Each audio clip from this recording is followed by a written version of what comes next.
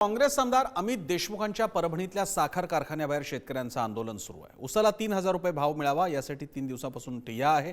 शेतकरी आंदोलनाकडे अमित देशमुखांचं दुर्लक्ष होतंय अशी टीका भाजपने केली आहे। कारखान्याबाहेर आंदोलनावर काँग्रेस आणि शेतकरी नेते गप्प का असा सवाल भाजपचे मुख्य प्रवक्ते केशव उपाध्यायांनी विचारलाय। राहुल गांधींचं माऊन काँग्रेस नेते मूग गिळून गप्प असे ते म्हणाले। या शेतकऱ्यांची मागणी पूर्ण करण्याचा उद्देश राहुल गांधी आदेश देणार का असाही सवाल त्यांनी केला।